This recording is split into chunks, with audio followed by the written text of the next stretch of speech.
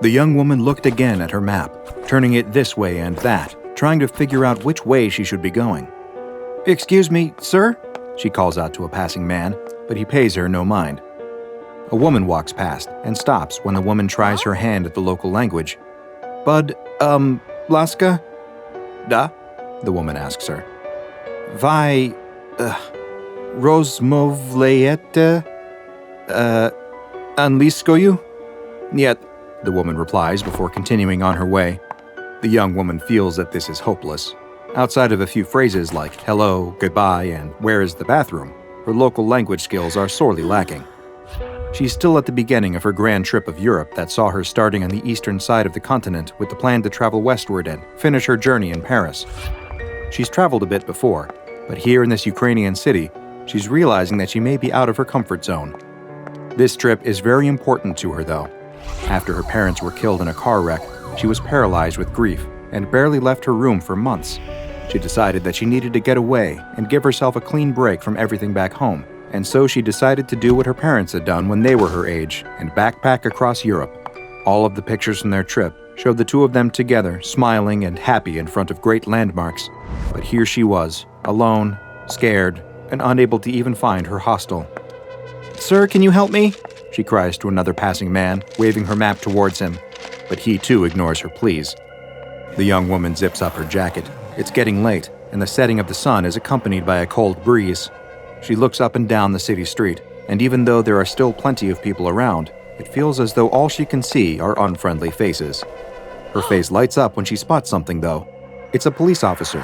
He'll be able to help her.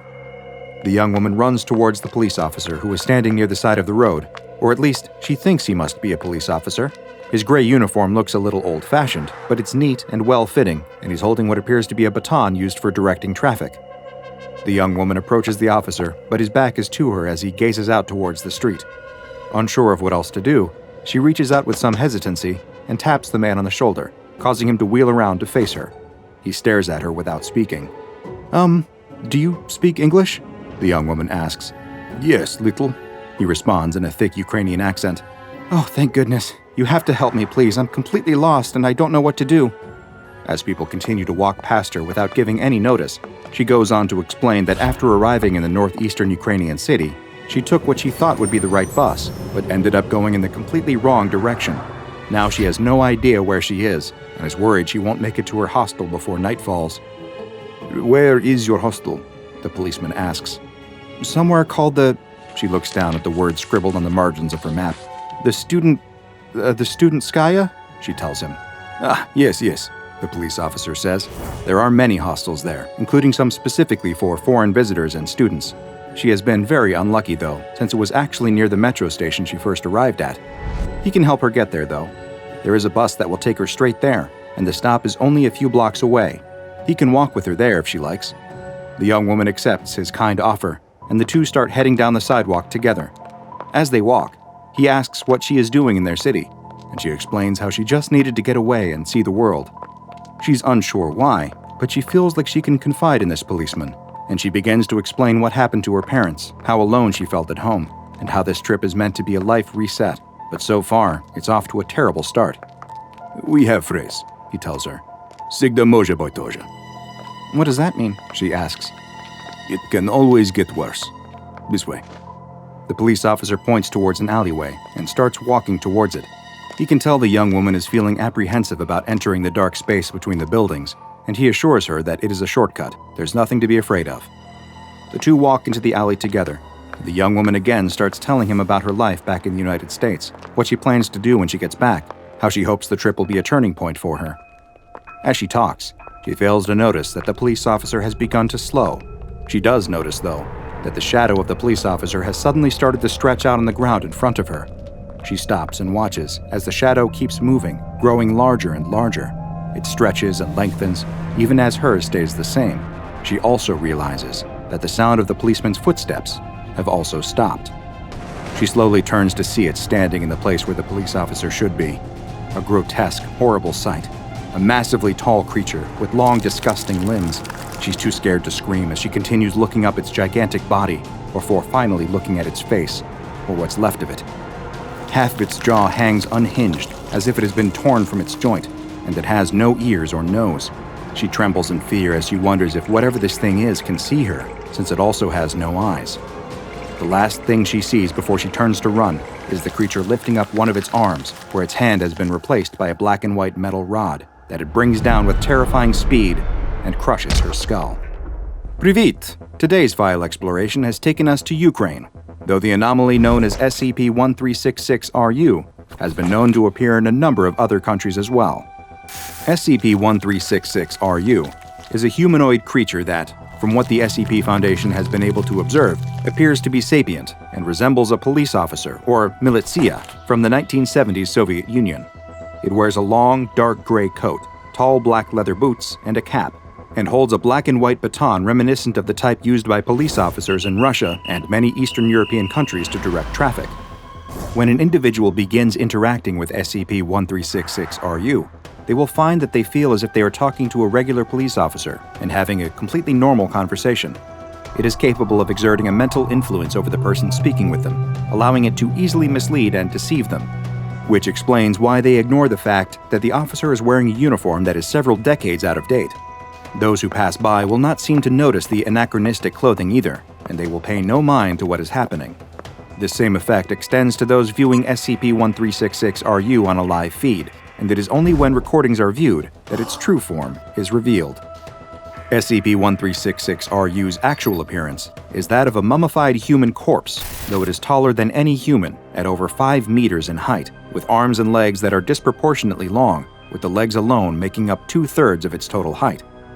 SCP-1366-RU is also extremely skinny, even for a desiccated cadaver, and its limbs and head look as though they are nothing more than brown, dry skin stretched directly over bones, with no muscle at all underneath.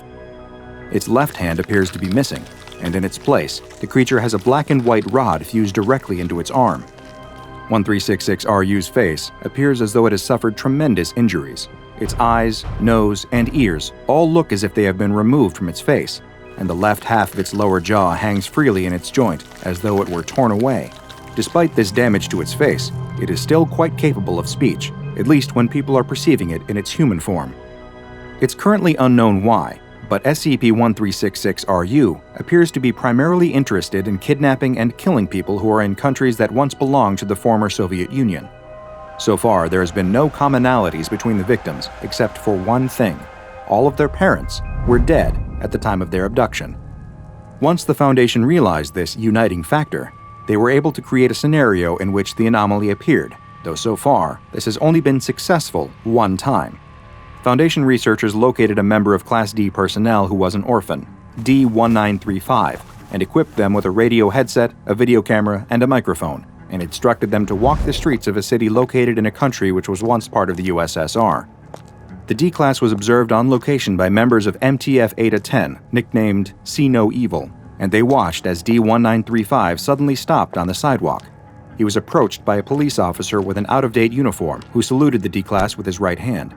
Eta-10 appeared to not see the police officer and reminded the D-Class to stay sharp and continue looking for 1366-RU. The police officer spoke to the D-Class, though only in mumbled, broken words, as if something had rendered him unable to speak. The recording equipment captured the D-Class seeming to have a one-sided conversation with the policeman, where he insisted that he wasn't lost and that he was actually out walking with his mother. Or rather, he thought he was out with his mother. It seemed to the D-Class that she had just left, and he requested the police officer's help in finding her again. The officer then took the D-Class's hand and began leading him away, eventually taking him into a dark alley. All the while, Eta-10 seemed completely oblivious to what was going on. They didn't even realize that D-1935 had left until the two disappeared into the alleyway. They began searching the area, but they were unable to locate the D-Class anywhere. It was as if he had been there one moment and then simply disappeared.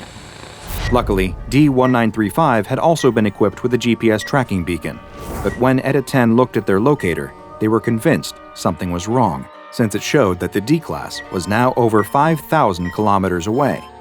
A nearby containment team was sent to the location being broadcast from D-1935's tracker, and they arrived roughly 2 hours after his disappearance. When they got to the location, they discovered that it was coming from a very strange place: a cemetery. The team cautiously entered the cemetery and began making their way in the direction of the beacon, unaware of what they would find. When the GPS locator finally signaled that they were in the correct position, they realized that they were standing directly over a grave. Specifically, a grave belonging to the mother of D1935, who had been dead for over 50 years. There was no question, though, this was the location the beacon was broadcasting from, and after receiving permission from the Foundation, the containment team began to dig. When the coffin was finally revealed, the team readied their weapons, unsure of what they might find inside. But when they opened its lid, they saw that their guns weren't necessary. All that was found within was the mummified body of a woman. That and the body of D1935, who was curled up in the fetal position, tightly hugging the remains of his mother. Following this event, the parents of other suspected SCP-1366-RU victims were exhumed as well, and in each case, the missing person's body was found inside, alongside their deceased mother or father. SCP-1366-RU, which has been given the nickname Uncle Styopa, a play on a popular Russian children's character who is an extremely tall policeman, has so far eluded all containment attempts, and it has been classified as Euclid. Disappearances of those without living parents in former Soviet Union countries should be investigated to determine the involvement of SCP-1366-RU. Any recording devices in the area where they disappeared must be checked, and should they contain any images of SCP-1366-RU's true form, then they are to be immediately confiscated and destroyed.